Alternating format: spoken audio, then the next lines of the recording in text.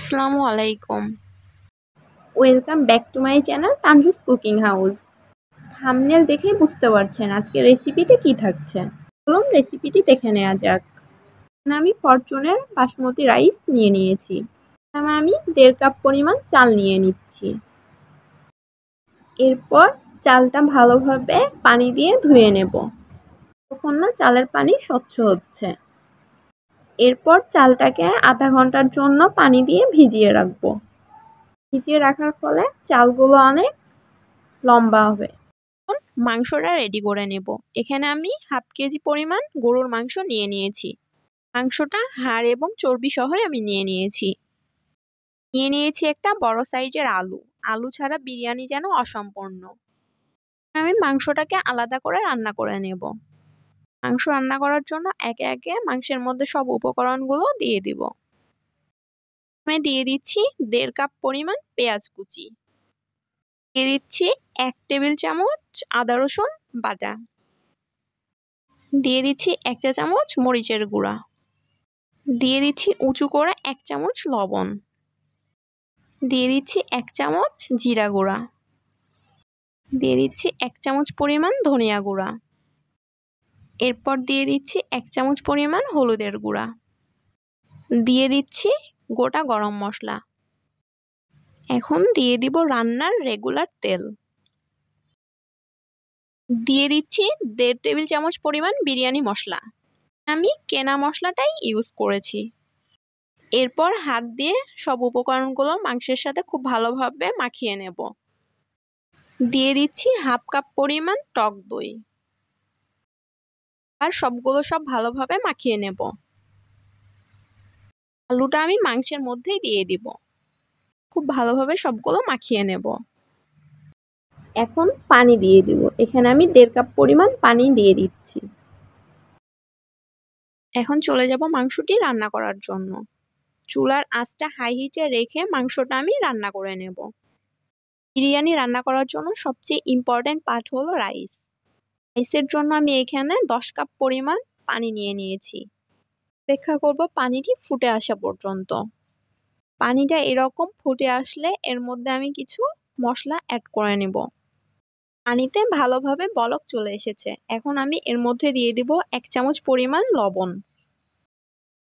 দিয়ে দিব হাফ চামচ পরিমাণ শাহি জিরা এবং 6-7টা সাদা গোলমরিচ। এরপর দিয়ে দিব 1 চামচ পরিমাণ সাদা তেল। সবগুলো খুব ভালোভাবে মিশিয়ে নেব। এখন দিয়ে দিব আগে থেকে ধুয়ে ভিজিয়ে রাখা চালগুলো। এখন ভালোভাবে মিশিয়ে নেব যেন নিচে লেগে না যায়। এখন ঢাকনা দিয়ে ঢেকে ভাতটা 80% পর্যন্ত পরিমাণ সেদ্ধ করে নেব। চালটা 80% পরিমাণ সেদ্ধ করে নিতে হবে। ওভারকুক করা যাবে না, নয়তো বিরিয়ানির রাইসগুলো ভেঙে যাবে।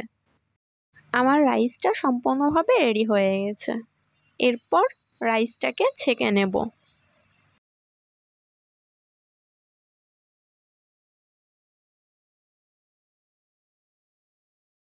এইখানে আমার মাংসও সম্পূর্ণ রেডি হয়ে গেছে।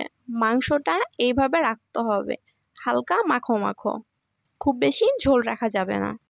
এখন চলে যাব বিরিয়ানির লেয়ারিংয়ে। এখানে আমি একটি বড় হাঁড়ি নিয়ে নিয়েছি।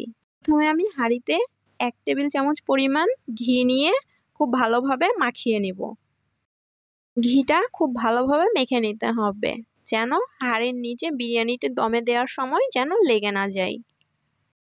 এখন দিয়ে দিব রাইস। হাত দিয়ে খুব ভালোভাবে ছড়িয়ে দেব। এরপর দিয়ে দেব মাংস। মাংসগুলো খুব ভালোভাবে ছড়িয়ে দিতে হবে। এরপর দিয়ে দেব আলু। আলুগুলো একটা একটা করে সুন্দর মতো ছড়িয়ে দেব। এরপর দিয়ে দেব পেঁয়াজ বেরেস্তা।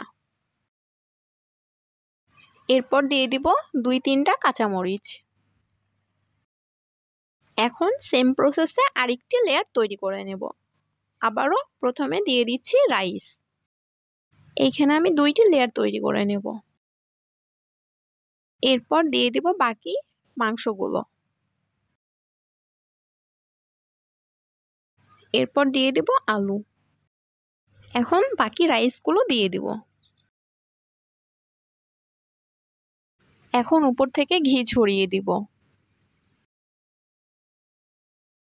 এরপর ছড়িয়ে দেব কিছু পেঁয়াজ বেরেস্তা। দিয়ে দেব সামান্য পরিমাণে কেওড়া জল। দিয়ে দেব ওপর থেকে গোটা কয়েকটা কাঁচামরিচ। সব প্রসেসিং শেষ, এখন চলে যাব এটি দমে রাখার জন্য। এখন ঢাকনা দিয়ে ঢেকে চুলার আঁচটা একেবারে লো হিটে রেখে এটাকে 25 থেকে 30 মিনিট রান্না করে নেব। তৈরি হয়ে গেছে বিরিয়ানি। এখন এটিকে পরিবেশন করার পালা। তৈরি হয়ে গেছে আমার আজকের রেসিপি বিফ বিরিয়ানি। দেখুন কতটা লোভনীয় হয়েছে। মাশাআল্লাহ, দেখেই বুঝতে পারছেন কতটা পারফেক্ট হয়েছে। রাইসগুলো একদম ঝরঝরে হয়েছে। না, কিন্তু আমি কোনো ফুড কালার ইউজ করিনি। অল্প উপকরণে আপনারাও তৈরি করে নিতে পারবেন ঘরে এই বিরিয়ানিটি। তো আমার এই রেসিপিটি আপনাদের কাছে কেমন লাগলো অবশ্যই কমেন্ট করে জানাতে ভুলবেন না। সবাই ভালো থাকবেন, সুস্থ থাকবেন এবং রেসিপিটি যদি ভালো লাগে অবশ্যই চ্যানেলটি সাবস্ক্রাইব করে পাশে থাকবেন। আর ভিডিওটি যদি ফেসবুক পেজ থেকে দেখে থাকেন তাহলে অবশ্যই পেজটি ফলো করতে ভুলবেন না। ধন্যবাদ।